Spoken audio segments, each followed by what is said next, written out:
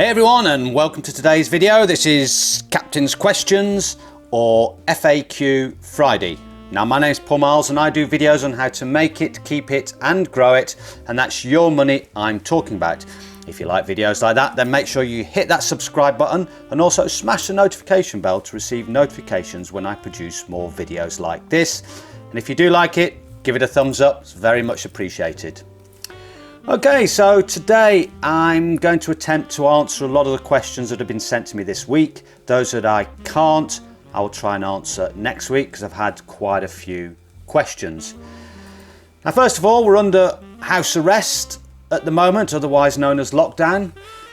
And this is probably the best opportunity you guys will ever have to try and build an online business, whether that's through a blog, podcast, YouTube videos, creating your KDP library, selling books on Amazon, or maybe you're into things like drop shipping with Shopify or Amazon FBA. If you are working on a side business, let me know in the comments below what you're working on at the moment. I'd be interested. And also let me know how you're managing your time and your health at the moment. Some people are seeing this as an opportunity. Some people are seeing this as sort of a disadvantage and a waste of their time. Use it as an opportunity. So I'm going to answer some questions now. But remember, I'm still learning like many of you, which is why I love this business. There's so many different nuances to it, so many different things you can learn when you start producing different types of notebooks. Okay, so a question I've been asked quite a few times is, am I going to be looking at Amazon ads? Well, the answer to that is yes, I'm certainly going to do that. But at the moment, I'm still learning. Although this month I've cranked things up a little, and yeah, I think I've started to get a bit of a handle on the whole thing. It is quite complex and relatively easy to lose money if you're not careful. Although it's not as bad as I thought it would be. So yeah, a video will be coming up on that, and I'll probably just do it in terms of documenting what I'm doing on Amazon ads at the moment, rather than coming at it from some sort of an expert, which I'm certainly not. Someone asked, how do I manage my time? Simple answer to that is dreadfully. I'm a huge procrastinator. I mean, it's taken me over 10 years to actually get round to starting and doing this video channel.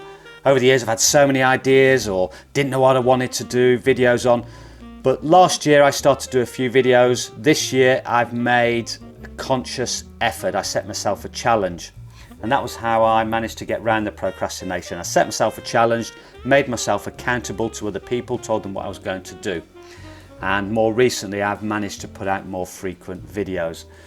So yeah, I'm a great procrastinator. I often set myself tasks or too many tasks to do in a day. So I've tried to reduce that, and at the moment I'm just trying to do a video a day and also do a component of a book a day, which leads me on to the next question. What's best to do? A few books per week, or to do more, i.e. quality over quantity? Although it's certainly possible to do quality if you are churning out lots of books. Well, when I first started out, I was doing going for the quantity. I was producing lots of books, and then I came across a particular niche and I managed to combine the quality with quantity, and I really worked at it solidly over a few months, and that's when I produced, something like 1,500 books. Now what I'm doing even less. I'm trying to go for even more quality over quantity, and at the moment I'm only aiming for one book a week. I'm looking at the activity book niche a lot more. You'll probably realise that from the videos I've been doing recently. So yeah, I'm going to aim for at the moment it's one book a week, probably try and aim for a couple of books a week, so mix that in with doing these YouTube videos.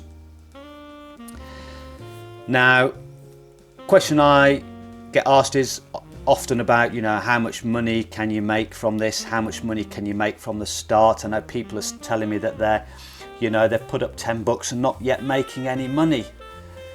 Well, first of all, you've got to give it time. So don't expect to put those 10 books up and suddenly within a few days start making money. Even with 10 books, it's probably not enough to start making money. You've got to give this time. Now, a good video if you want to watch is Mr. Rosa. I'll put the link above here and also down in the description below.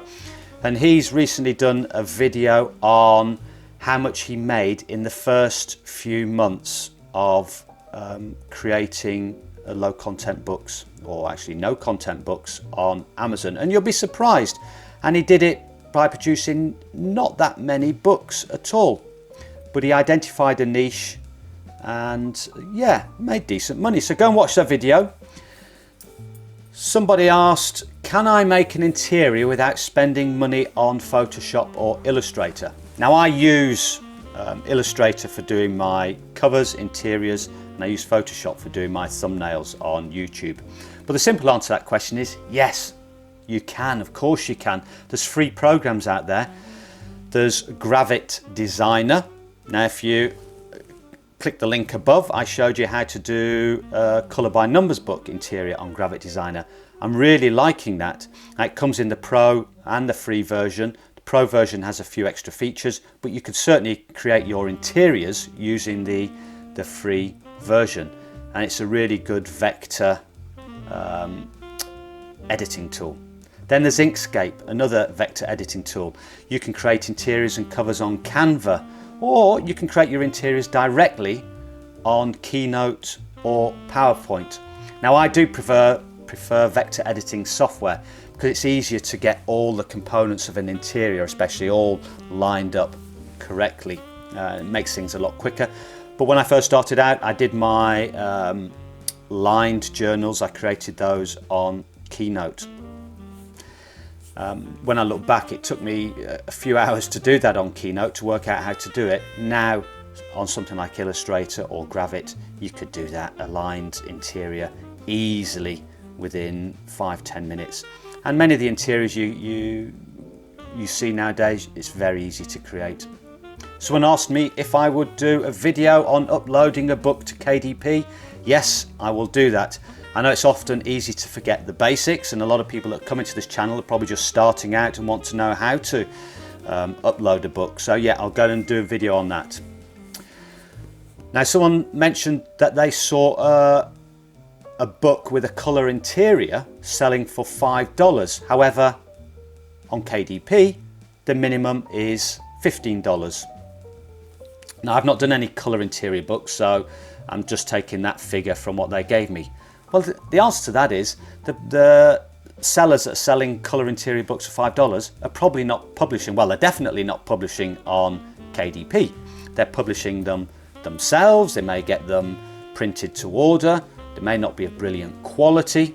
And also they may be fulfilling the coloured interior books themselves, sending them out from their home when they get an order on Amazon. So that's how they're probably doing it. Well, that's how they're certainly doing it. Can I do a video on how to do thumbnails? Well, I've already done one of those, link above. But my process of doing them has improved and has sped up. I tend to do them on Photoshop. So yeah, I think I'll do another video on that, because certainly, like book covers, video thumbnails are important if you're going to get people to click on your videos. Now someone asked me about video, to do a video about resource licenses for graphics. Now this can be complex, and if you go to different websites you've got to read their license conditions. However, for myself, I keep it simple. I stick to Vecteezy, Unsplash and Pixabay. If I'm using images from Pixabay and Unsplash, I'll do a Google image search to make sure that there's no copyright on them, and to see where they're being used on other sites. But also, if you used paid sites like Design Bundles, which I use, designbundles.net, or Creative Fabrica, then those come with licenses for you to use them in your commercial projects. Obviously you've got to pay, but that will give you peace of mind that what you're getting is allowable on your books. Someone asked if they did a puzzle book for kids in the age 4 to 8 range, could they put other age ranges in the 7 keyword boxes? Well, yes, of course you can. If you're going to do that, I would make sure that the age ranges you're putting in are appropriate to the book you're publishing. Because say, for example, the book was designed for kids 4 to 8 and you put in age ranges 9 to 11, 11 to 13. Well, yeah, you're going to get more impressions. You're going to get more people seeing your book because you've got that extra keyword. The problem is people won't be buying your book. So you'll be getting impressions for keywords that are not appropriate. Amazon won't give you relevancy to those particular keywords. And in the end, it could end up doing long-term damage to the overall ranking of your book in Amazon and ultimately impair your sales. Someone asked, why are new designers struggling with finding good low competition niches? Well, that's because that's the holy grail really of making sales on Amazon, and it takes time to learn. When I first started off, you know, I didn't have the skills to find the good low competition niches. I just concentrated on producing books, learning the process of design, learning how to make the interiors, learning about keywords. And then once you start learning about the keywords and you start doing research on Amazon, you'll then start to come across niches where you go, oh, this looks interesting. Found some good books here with low bestsellers ranks and with low competition, and that's what you want to find. And what I did was, when I found those, I was putting them into a list. I used Wunderlist, but that's now changed to Microsoft To Do, and they have apps that you can download to your phone, and the app you can download to your computer. And as you go along, you just make a note of these, and also I'd make a note of the author name as well, because sometimes it's often useful if you find someone that's producing a book that's selling well. They're often producing other books that's selling well, so I'd use the author name to go and look at other books. And eventually you have this huge list. Now I've got this huge list of good niches with low competition that are selling well. And the aim is to, you know, eventually work through all of those. Although, you know, you probably will end up with such a huge list that it'd be almost impossible to work through all those unless you're outsourcing the process to other people. And then finally, a question. I get a lot of questions on Amazon ads. When should I start Amazon ads? Well, really, my suggestion would be after you've gained experience producing the books and doing keyword research, because creating the Amazon ads needs some knowledge of keywords, and you need to know what good keywords to use, i.e. you just wouldn't want to be putting in any old keywords into your Amazon ads, because you might be getting clicks and not making sales because the keywords are not really relevant, and you'll end up losing money. So my advice would be, learn the process of producing the books. Don't rush into doing Amazon ads. Wait till you understand the business. Wait till you start making sales and making a profit, and then use that money to do your Amazon ads, so that you're not out of pocket. And yeah, learn the process of keyword research, doing good keyword research, because that will then make your Amazon ads more profitable. So don't rush into it. I mean, I've been doing this since mid to later 2018, and it's only recently that I've started to look into Amazon ads.